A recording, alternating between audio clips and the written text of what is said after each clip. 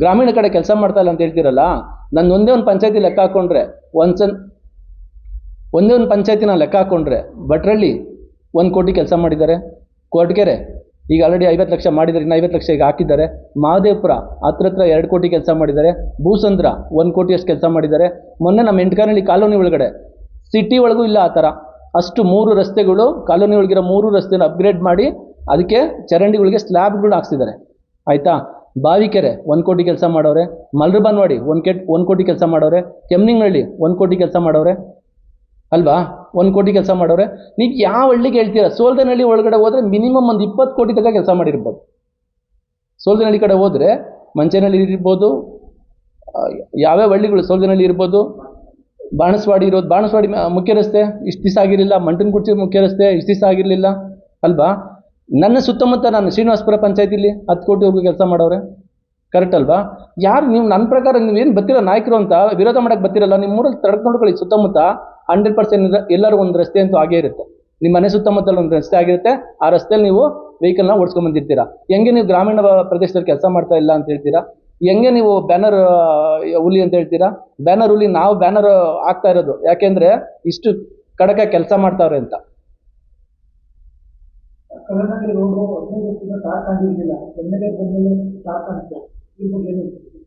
Sir, ನಾನು ಮೊದಲು JDS ಅಲ್ಲಿ ಇದ್ದವನೇ. ಏನು ನಾನು ನಿಮ್ಮ ಹತ್ರ ಸುಳ್ಳು ಹೇಳೋದೇನಿಲ್ಲ.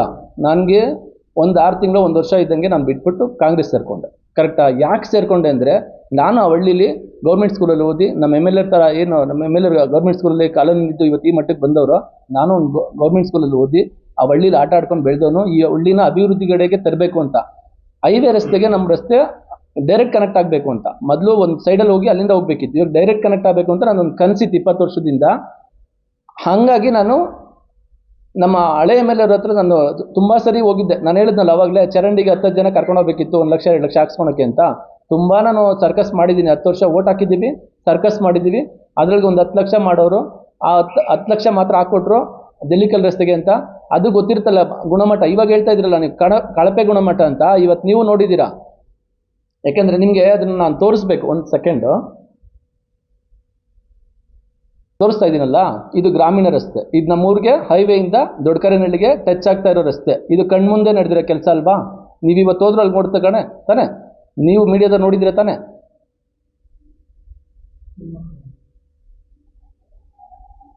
ಇದೇನು ಹಳ್ಳಿ ರಸ್ತೆನಾ ಡೆಲ್ಲಿ ರಸ್ತೆನಾ? ಇದು ಗ್ರಾಮೀಣ ರಸ್ತೆ ತಾನೆ.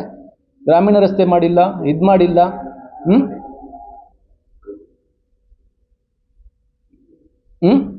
ಮಾಡಿಲ್ಲ ಅಂತ ಹೇಳ್ತೀರಲ್ಲ, ಇದು ಗ್ರಾಮೀಣ ರಸ್ತೆ ಅಲ್ವಾ? ಹಾಗಾಗಿ ನನಗೆ ಹೈವೇ ರಸ್ತೆಗೆ ರಸ್ತೆ ಆಗಬೇಕಾಗಿತ್ತು. ಹಂಗಾಗಿ ನಾನು ಅಲ್ಲಿ ಬಿಟ್ಟು ಇಲ್ಲಿ ಬಂದು ಇವ್ರಿಗೇನೋ ನನ್ನ ಕಾಲು ಹಿಡ್ಕೊಂಡು ಕೈ ಹಿಡ್ಕೊಂಡು ಏನೋ ಮಾಡೋ ನಂದೊಂದು ರಸ್ತೆ ಮಾಡಿಕೊಡಿ ಅಂತ ಹೇಳಿದೆ. ಇಲ್ಲ ಗೌಡ್ರೆ, ನೀವು ಇಷ್ಟೆಲ್ಲ ರಾತ್ರಿ ಬೆಳಗ್ಗೆ ಓಡಾಡಿದ್ದೀರಾ, ಒಂದು ಮಾಡೇ ಕೊಡ್ತೀನಿ ಅಂತೇಳಿ ಪಾಪ ಅವರು 50 ಲಕ್ಷ ಏನೋ ಹಾಕಕ್ಕೆ ಬಂದಿದ್ರು. 50 ಲಕ್ಷ ಆಗಲ್ಲ ಅಣ್ಣ ಅಂತೇಳಿ 1.5 ಕೋಟಿ ಹಾಕಿ ಆ ರಸ್ತೆ ಮಾಡಿಕೊಟ್ಟಿದ್ದಾರೆ ಅಲ್ವಾ?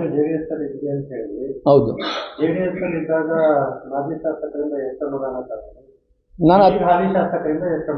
ನಾನೊಂದು 10 ವರ್ಷದಿಂದ ಓಟ್ ಹಾಕಿರ್ಬೋದು JDSಗೆ. ಮ್ಯಾಕ್ಸಿಮಮ್ ಅಂದರೆ ಒಂದು 10 ಲಕ್ಷ ಬಂದಿರ್ಬೋದು. ನಮ್ಮ ಗ್ರಾಮಕ್ಕೆ ಒಂದು 10 ಲಕ್ಷದವರೆಗೂ 10 ವರ್ಷಕ್ಕೆ 10 ಲಕ್ಷ ಹಾಕಿರ್ಬೋದು. ಅದರಲ್ಲಿ ನಿಮ್ಮ ಕಾಂಟ್ರಾಕ್ಟರ್ದೆಲ್ಲ ಹೋದರೆ ಎಷ್ಟು ಕೆಲಸ ಮಾಡ್ತಾರೆ ಅಂತ ನಿಮ್ಗೆ ಗೊತ್ತಿರುತ್ತೆ. ಆಯ್ತಾ? ಅದರೊಳಗಡೆ ಜಲ್ಲಿ ಹಾಕೋಕ್ಕೂ ಅದು ಸಾಕಾಗಲಿಲ್ಲ.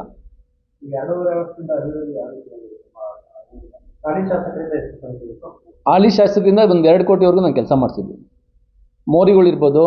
ಮತ್ತು ಇದೊಂದು ಹೇಳ್ಬೇಕಾಗಿರೋ ವಿಷಯ, ನಮ್ಮ ಹಳ್ಳಿ ಒಳಗಡೆ ಒಂದು ಜಾಗ ಇತ್ತು, ಒಂದು 10,000 ಸ್ಕ್ವೇರ್ ಫೀಟ್ ಅಷ್ಟು ಖಾಲಿ ಜಾಗ ಇತ್ತು. ಅದೆಲ್ಲರೂ ಅಕ್ವೈರ್ ಮಾಡ್ಕೊಂಡಿದ್ರು. ನಾನೇನು ಮಾಡಿದೆ, ನಮ್ಮ ಊರನ್ನ ಅಭಿವೃದ್ಧಿ ಮಾಡಬೇಕು ಅಂತ ನನ್ನ ಶಾಸಕರಿಗೆ ಫೋನ್ ಮಾಡಿದೆ. ಇಲ್ಲ, ನಂದು ಇಲ್ಲಿ ಏನೋ ಮಾಡಿ ನೀವು ನನ್ನ ಇಲ್ಲಿ ಪಾರ್ಕ್ ಮಾಡಬೇಕು ಅಂತ ಇದ್ದೀನಿ, ನಂಗೆ ಈ ಕತೆ ಮಾಡಿಕೊಡ್ಬೇಕು ಅಂತ. ಅವರು ನನಗೆ ಮಧು ಅಂತ ಇದ್ರು ಇವೋ, ಅವ್ರಿಗೆ ರೆಫರ್ ಮಾಡಿದ್ರು. ಅವ್ರ ಹತ್ರ ಹೋದೆ ನಾನು.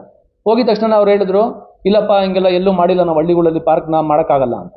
ಮತ್ತೆ ನಾನು MLA ಅವ್ರ ಮನೆ ಹತ್ರ ಹೋದೆ. ಮನೆ ಹತ್ರ ಹೋದ್ಮೇಲೆ ಪಾಪ ಅಲ್ಲೇ ಫೋನ್ ಮಾಡಿದ್ರು, ನಿನ್ಗೆ ಮಾಡೋಕ್ಕಾಗುತ್ತಾ ಇಲ್ಲೋ ನಂಗೆ ಬರ್ಕೊಡು ಅಂತ ಹೇಳಿದ್ರು. ಮಾಡೋಕ್ಕಾಗುತ್ತಾ ಇಲ್ಲ, ನಿಮಗೆ ಇಂಟ್ರೆಸ್ಟ್ ಐತಾ ಇಲ್ವಾ ಕೆಲಸ ಮಾಡೋಕ್ಕೆ, ಈ ಥರ ಜನಗಳು ಕೆಲಸ ಮಾಡೋಕ್ಕೆ ಇಂಟ್ರೆಸ್ಟ್ ಐತಾ ಇಲ್ವ ಅಂತ ಅವತ್ತು ಅಲ್ಲೇ ಕೇಳಿದ್ರು. ಅವತ್ತು ನಂಗೆ ಈ ಕತೆ ಆಯಿತು. ನೀವು ನೆನ್ಮಂಗ್ಲ ತಾಲೂಕಲ್ಲಿ ಇಲ್ಲೇ ನೋಡ್ಬೋದು, ಹಳ್ಳಿ ಒಳಗೆ ಎಲ್ಲೂ ಈ ಕತೆ ಮಾಡಿಲ್ಲ, ಪಾರ್ಕ್ ಮಾಡಿಲ್ಲ. ನಿಮಗೆ ಪಾರ್ಕ್ ಬೇಕು ಅಂದರೆ ನಾನು ಫೋಟೋ ತೋರಿಸ್ತೀನಿ. ಕೆಂಪೇಗೌಡ ಪಾರ್ಕ್ ಅಂತ ಇದೆ ದೊಡ್ಡಕರೇನಹಳ್ಳಿಲಿ, ನೀವು ಹೋಗಿ ನೋಡಿ.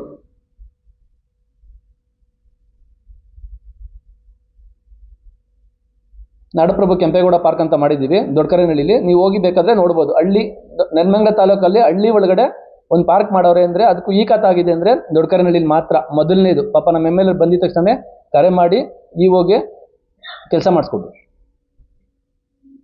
ಈಗ ವಿರೋಧ ಪಕ್ಷದವ್ರು ಇಷ್ಟೇ ಕೆಲಸ ಮಾಡೋದು ವಿರೋಧ ವ್ಯಕ್ತಪಡಿಸ್ತಾ ಇದ್ದಾರೆ, ಏನೋ ಉದ್ದೇಶ ಅಂತ ಕೆಲಸ ನಡೀತಾ ಇದೆ ಅಂತ ಹೇಳ್ತಾ ಇದ್ದೀರಾ? ನಿಮ್ಮಲ್ಲೇ ಎಲ್ಲೋ ಒಂದು ಕಡೆ ನಿಮ್ಮ ತಂದಿರೋ ಕೆಲಸ ನಡೀತಾ ಇದೆಯಾ? ಸರ್ ನಮ್ಮಲ್ಲಿ ಏನೇ ತಂದು ಕೊಟ್ಟರು, ಈಗ ನಾನೇ ಬಂದು ಪಬ್ಲಿಕ್ ಪ್ರೆಸ್ ಮೀಟ್ ಮಾಡ್ತಾ ಇದ್ದೀನಲ್ಲ, ನಮ್ಮಲ್ಲೆಲ್ಲ ಹಂಗೆಲ್ಲ ತಂದು ಕೊಡೋಕ್ಕೆ ಆಗೋದೇ ಇಲ್ಲ ಅವ್ರಿಗೆ. ಈ ಜೈಮಂದಲ್ಲ ಮುಂದಿನ ಜೈಮನಕ್ಕೂ ಆಗಲ್ಲ. ನಾವು ಯಾವತ್ತೂ ಒಗ್ಗಟ್ಟಿದ್ದೇ ಐತೆ, ನಾವು ಮಾಡೇ ಮಾಡ್ತೀವಿ. ಕೆಲಸ ಮಾಡ್ತಾವ್ರವರು.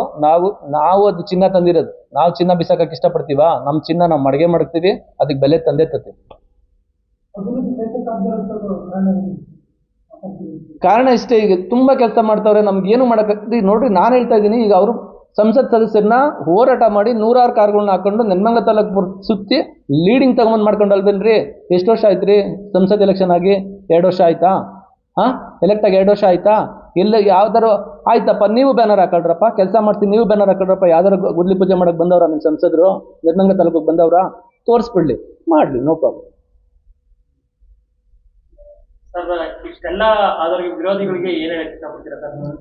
ವಿರೋಧಿಗಳಿಗೆ ಏನಂದ್ರೆ, ಕೆಲಸ ಮಾಡೋರಿಗೆ ಬೆಲೆ ಕೊಡಿ, ನೀವು ಕೆಲಸ ಮಾಡೋದನ್ನ ಕಲೀರಿ, ನಿಮ್ಮ ಸಂಸದನ್ನ ಕರ್ಕೊಂಬನ್ನಿ, ಕೆಲಸ ಮಾಡಿಸಿ, ನೀವು ಸೆಲೆಬ್ರೇಟ್ ಮಾಡೋದನ್ನ ನೀವು ಏನೋ ಒಂದು ಊಟಾಕಿ ಅದರಿಂದ ಮಜಾ ತಗೊಳಕ್ ಹೋಗ್ಬೇಡಿ. ಅದನ್ನ ಮಾಡಬೇಡಿ ಅಂತ ನಾನು ಹೇಳ್ತೀನಿ.